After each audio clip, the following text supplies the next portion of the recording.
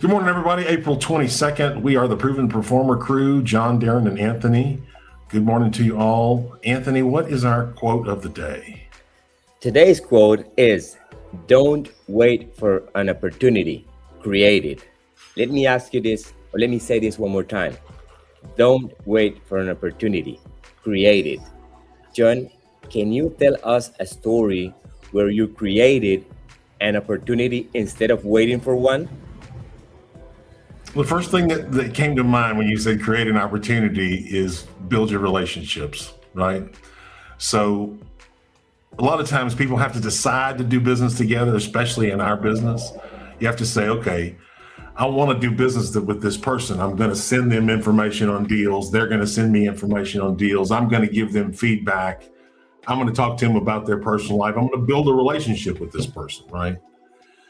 By doing that, you're creating opportunities, right? Every relationship that you build, if it has value, right, you should be building relationships with people that have something to add to your life, wisdom or some knowledge that you think is going to be useful day-to-day basis. As you're adding those people to your life, you're creating your opportunities, right? We used to do 16 different trade shows a year, and we were showing at least one a month, right? So we're working at these trade shows and you're meeting all of these people. But you take a little time with each person and you build a little relationship, and that turns into an opportunity later. So is there a way to make an opportunity happen? You know, when I'm looking for an opportunity, I'm looking for how I can help, because pretty much all profit is made in solving some kind of a problem or a challenge. So you look at a person's situation, and like in what we do in business, we say, okay, he's got a big pile of inventory. He can't sell it. Now we're going to find him a buyer at the best market price possible, right? So we're creating an opportunity in that way and presenting it to a person. And a lot of times when we're talking to somebody, they've never had to deal with a closeout situation, never had to deal with a liquidation. So it's the first time that they're ever talking to someone in the closeout liquidation business. And we're explaining to him the opportunity to get some money instead of no money. Because many times when we're talking to big retailers, they're considering throwing the merchandise away because it's got a private brand on it, right? And so we do things like export it. So we're creating an opportunity where before that there wasn't one. Yeah. Right. Do you have any further questions about that, Anthony? I'm wondering, since I hear what you said, I think it's all related to motivation. So can you please tell us what keep you going in motivation, even when, for example, let's say this in a such a way that you could get the idea. So for our audience, what keep you going when motivation disappears? Well, you're creating your own motivation, whether you know it or not, right? So all the motivation that you have, it starts inside you. You may think something on the outside motivates you, but you're making the decision to be motivated, right? I mean, so to whatever degree you have control of your emotions. But when you ask me the number one thing that motivates me, thinking about the end result of what I want. That's the number one best motivator that you have. And so if you can control your thoughts in such a way that you can continually think about the end result of what you want, not how you get there. Because thinking how you get there, when you start trying to control circumstances that way, that just creates worry and anxiety and all those kind of things, right? Think about how much anxiety you've experienced in your life worrying about something that you had no control over. Right? And it worked out anyway. And so the reason it worked out anyway is just because a little bit you thought about the result working out in the midst of all your worrying, right? Because positive thinking is much more powerful than negative thinking, thank goodness. But if you want to be motivated, think about what you want, right? And there's got to be something about what you want or what you want. You got to enjoy it a little bit about, you can't always just think about the end picture. I mean, that does help out a lot, but if you enjoy the little steps in between as well, that really gets even some days, like, if you're making graphics, you're writing up emails, Oh, sometimes that's not your favorite thing to do, but there are days where it is, where you write something that's good and you're that motivates you, that brings it out of you. So I agree with what you're saying, John, but I think someone also has to enjoy the steps in between as well. It's not I every day that agree. someone enjoys those steps, but there's days that someone does, or I you agree. can. And maybe thinking about those steps motivates you, right? But the average person, the best thing that they're going to do, they have a monkey mind that jumps around all the time, right? And it's jumping between things that they're worried about.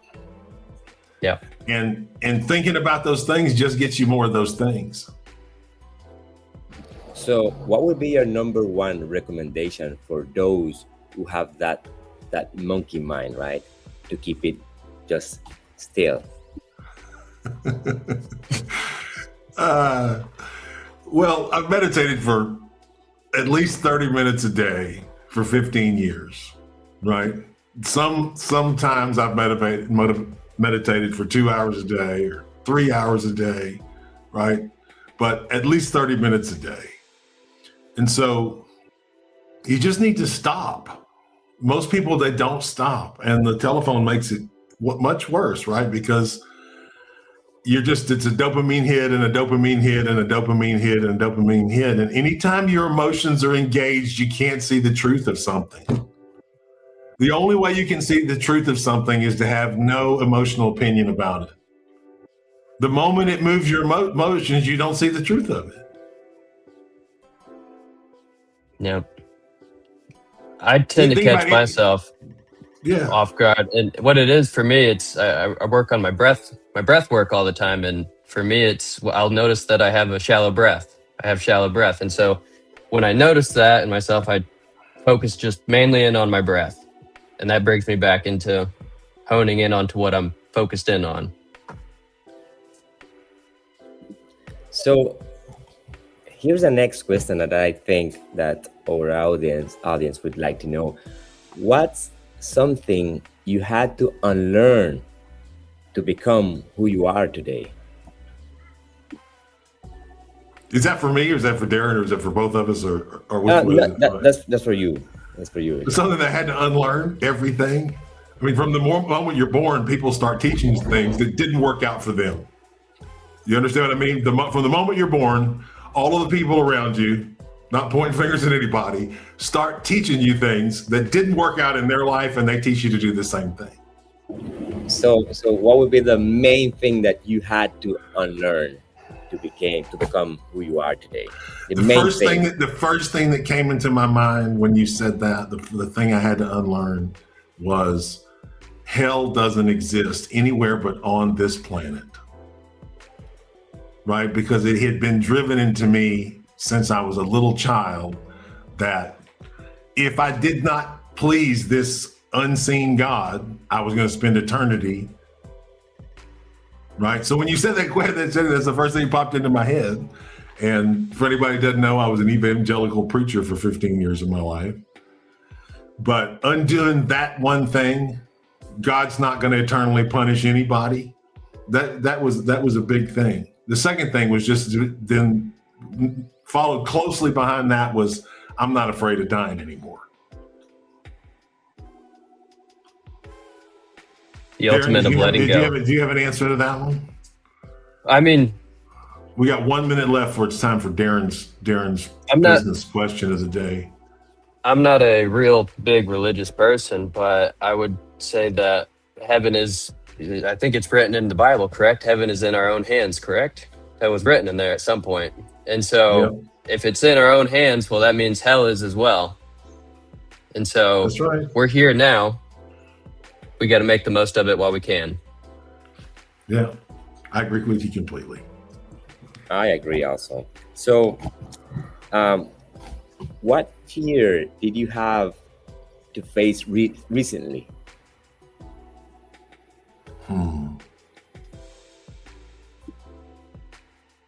Well, I won't go into the details of it, but you know some of it. But let your kids live their life,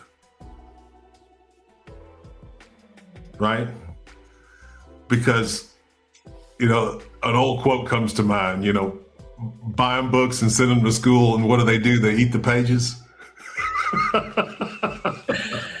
Right. So sometimes you have to travel around the entire world to realize that your old aunt sitting on the front porch was actually Buddha. You know, the real information that you were looking for was right in your backyard. You didn't have to go any further than that, but you had to go all the way around the world to find it. Because humans need contrast badly. Yep. That's why so many of us have to learn the hard way. All right, it's Darin's turn now. Darin, make it good. Give me a good question, Darin. Well, we've been talking about relationships in this business and how it's everything. How can a buyer tell the difference between a broker or someone who's just flipping photos and the real liquidator who actually has the goods on the floor? How fast the information moves. If the information is moving fast, you're close to the deal. And if the information is not moving fast, you're not. And a lot of times, you know, we see the deals that you get it from 15 different directions all at one time. And someone doesn't realize that they needed to step through it, right? They needed to bring it to the people that were most qualified to buy it before they just put it on the street and let it be blasted everywhere. Did that answer your question? Yeah, I think that was perfect. I mean, you can't say, okay, well, if somebody's a broker, that means it's in a negative situation, or that two brokers don't work out, because a lot of times it does, especially when you're crossing over knowledge lines. Like, I know several people that are much better in the ITAT business than I am, right? I know a little bit, but I know I know two guys that if I had a Mac deal come up for some reason, I'm going to call one of those two guys and talk to them about it before I do anything else with it, because they know that particular thing, right? So sometimes you have to go through different people. We're in the middle of that Amazon data center equipment that we've been trying to sell, right? It's a very rare buyer that needs that. So we're going far and wide and talking to all kinds of people. But really, the number one thing to look for is how fast the information is going back and forth. If the information is traveling back and forth fast and in a crisp fashion, you're getting your questions answered, then it's probably a good deal. Okay. Would you like another question, or would we like to continue off of that? Yeah, no, let's go. I mean, you know, we talked about, you guys are going to have to interrupt and get back in here about what you're thinking. And we know, you know, Anthony's really good at reading the script, but yeah, what's your question now, Anthony, with what you just heard?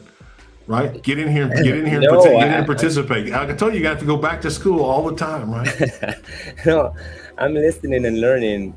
I think that we all need to learn, and you have the experience, you have the knowledge. So I'm just an observer. I'm observing all the information you guys giving back and forth. So you can continue with some more questions, Darin. I have that sounds like such a fake answer. Like if we were sitting around a table and you give, that was not the answer that you would give.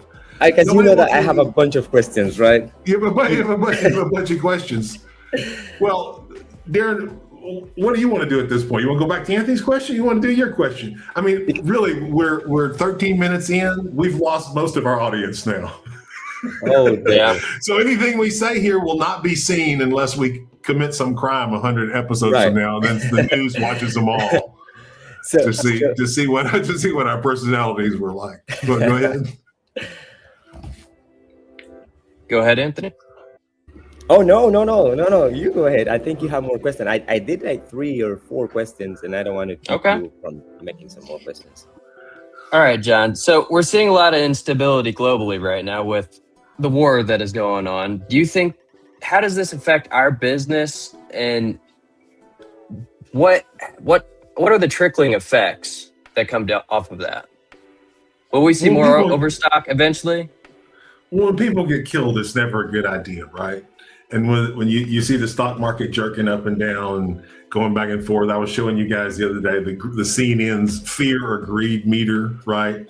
And it's going back and forth. Uncertainty is never good for most businesses, and war is only good for the businesses involved in war. And so I think we see things being a little bit slower for that reason overall, right? We see retailers buying less because consumers are buying less, and the gas price doesn't hurt that. But overall, in the liquidation business, someone always has a problem, and someone always has a pile of cash looking to invest in, right? And so that's one of the things that I've enjoyed about this business over the course of time is that any major shift is going to create closeouts at some point. Something's not going to sell the way that it was supposed to. And so the answer to your question is yes, that always happens, right? The war slows things down. People don't sell what they projected they were going to sell. Here come the closeouts. Okay. And is this an immediate effect that typically happens, or is this something that's postponed after? I think it probably has a little bit of a lag effect. I think you'll see it 3 months down the road, right? Once people, we talk about this all the time, once people get emotionally connected with the fact they're about to lose some money. Yeah, so it doesn't happen the first moment they go, oh shit, it happens a little bit down the road and they say, okay, we got to get out of this now. We've over manufactured this thing badly. Mm-hmm. Or the retailers cancel the order because they haven't sold what's already on the shelf. And so do you think that all them canceled orders will end up here eventually or make it into our business? I think that even though we see dozens of deals a day, I think that there's thousands of deals going down that you don't see that are supplying the major closeout chains, right? So unless you were looking at all of the major closeout chains and all the stuff sitting on their shelf, I mean, it's just a lot of manufacturers, it's just real easy. They deal with that chain or they deal with 3 chains or whatever, and all their stuff is dumped out that way, right? And certain people have had control over certain manufacturers for decades. So all of that stuff is happening, and a lot of it we might not see because we're normally dealing with someone who has a unique problem, right? We're normally dealing with someone that has just 40 containers that they got to get rid of right now in this moment, or 200 containers, or whatever it happens to be. Yeah, that goes back into relationships. The company or this industry is mainly built off of relationships, and if you're not a part of that group or that these people, you won't ever see anything of it. You're never going to hear it, right? Which is another reason to be likable, right? Another reason to make sure people like you. All right, I think it's time to talk about deals. We ready to do that? Yeah, I think so. So right before we drop in the deals, let's see as a retailers, how can the artificial intelligence can affect us in the future? I think we could have 10 episodes to talk about what I think about artificial intelligence, but I don't think you're going to go to the absolute place of everything's going to be automated and there's going to be robots everywhere. I don't think we're going to get there if we're still alive. Right?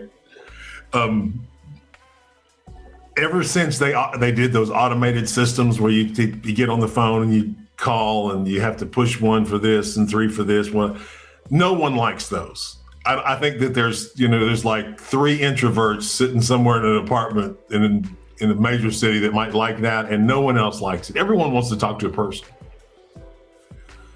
right? So I don't think you're going to get past that with robots. You're going to see it some, but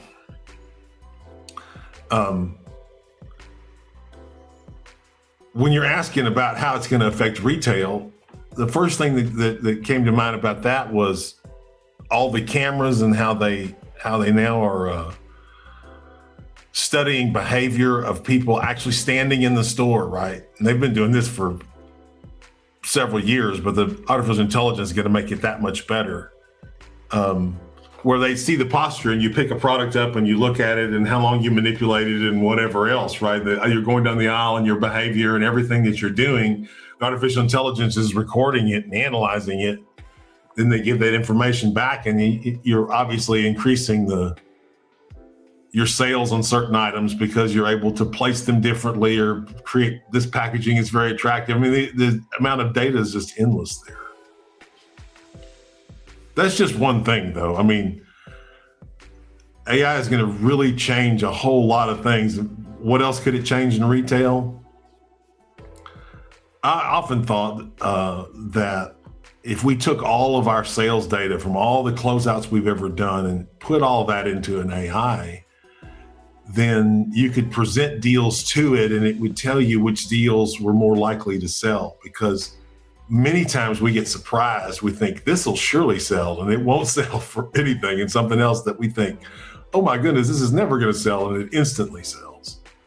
So I think that some of that could be taken away. There was a guy on LinkedIn I saw recently, and he's developing this AI system where you send the whole manifest to it, like you buy a load of whatever, Target or Walgreens or whatever, and you send the manifest to it, and it comes back and tells you how good of a manifest it is, and you know how much you're likely to recover off of it, and all of that. It's the whole thing he's working on. So it's going to change everything about everything, but not in the way that we think. Well, I'm just curious if AI is going to be able to, because the main reason why we see all these closeout deals is an inventory issue. And so do you think that AI will be able to help these inventory issues that people are seeing? As in, hey, you shouldn't be ordering 30,000 extra of this. You should take your order down a bit. Okay, well, every time we see one of these things, right, these are really smart people that have this situation of liquidation, right? It's not people of just basic intelligence that have 40 container problems. These are people who strategized, planned, had some security, right? And now they're in a situation. You think about the grill liquidation, that's because of blemishes, right, at a factory, but because of the wrong inspector, right, who didn't catch it before it left Vietnam. You think about the landscaping fabric, that's an issue where the buyer changed, right? So you think about these big deals, you know, the Gallant's refrigerator deal was about the Department of Energy's regulations changing in the middle of COVID, right? So those most of the time, those are situational things that happen. When it comes to overproduction, I think, well, yeah,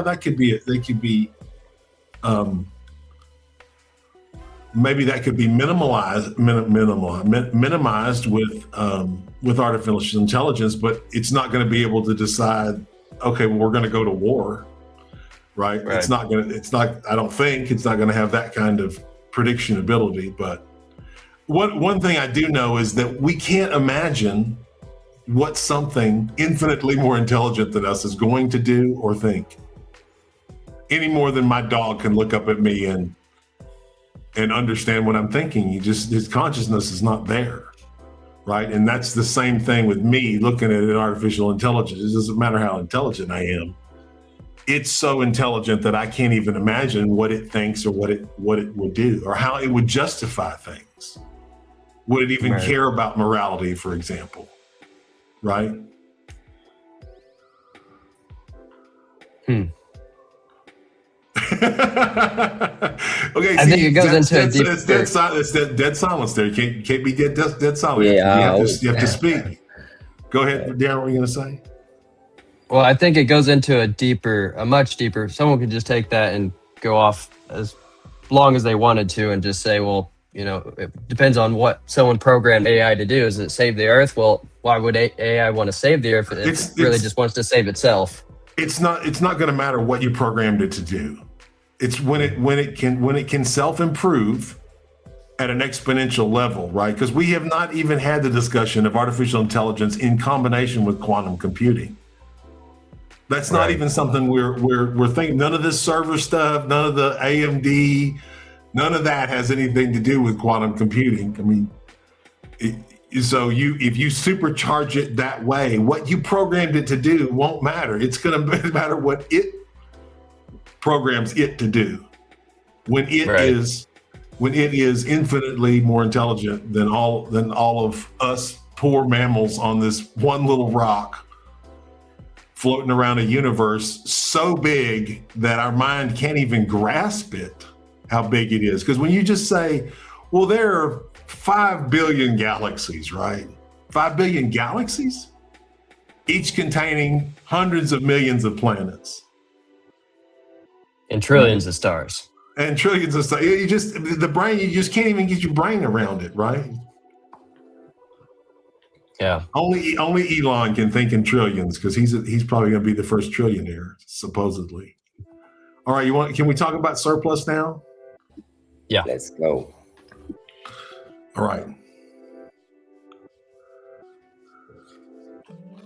Yummy, Darin. We sell a lot of food. It's one of the things that we really like to do. Some nice, clean deals. Everybody keeps needing food. We usually have some pretty unique stuff too. Mermaids, dinosaurs, and unicorns fruit snacks. 8 pouches in each box. Expirations from, that's August through December. 137 pallets, 324,000 units. All of them have a UPC code. So the ones with the later dating, a little bit more expensive, 45 cents for the December, 35 cents for the stuff that's going to expire in August, but that's still a good deal. Yeah. I mean, I don't know which one you like better, which one sells better, mermaids, dinosaurs, or unicorns. Anthony, you have a preference? I think the unicorns. I love the dinosaurs. Dinosaurs? Yeah, okay. All right, that's deal number 1 today. You can email us or WhatsApp us if you want that manifest. The other is Nutrichomps, made with real chicken. Before we got on the podcast today, Darin said he'd actually tried these, had ran out of food in the jungle. Is that right? Yeah, they're packed full of protein, and they say they're good for you. No rawhide. Rockville, Indiana. Where is Darin? Darin's from Auburn, Indiana. Where is Rockville in relation to Auburn? Honestly, I couldn't tell you. I'm northeastern, so horrible, Darin. That's horrible. I don't know all the cities in my state. You don't know all the cities in your state? No. Man. Can you say the same about Louisiana? I'm sure you could stump me on some. Especially the ones with the French names that are down there. There's some little tiny towns down there. Yeah. Bogalusa, Louisiana. I used to work for a company out of Bogalusa, Louisiana, where the paper plant is. They have a paper plant, make paper out of trees, right? But the smell of it is horrible. I don't know if you've ever smelled a paper plant before, probably not. But No. It's horrible. And where the plant is, you used to go into Bogalusa, and the road that ran alongside the plant, they had these warning sirens and lights that would go off if too much of that smell got out, right? Kind of like the phosgene gas warnings in Lake Charles they have on the I-10 bridge going over Westlake. That's horrible. Nutrichomps, made with real chicken, rawhide free, high protein, easy to digest, ladies and gentlemen. FOB Rockville, Indiana. I'm sure this says Best Buy on it and that not expires, but Best Buy October 2027. $1.25 for the chicken braid, $1.50 for the multiply braid 2-pack, $2.25 for the chicken flavor twist 4-inch. Hey, and we're always open to offers, right? Always open to offers. Nutrichomps. We'll talk about one more thing today.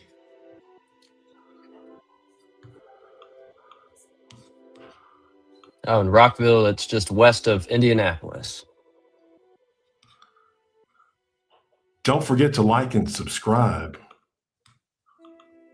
We should say that. Do you think anyone's actually listening at this point? Probably. I think some people might make it to this point. Right.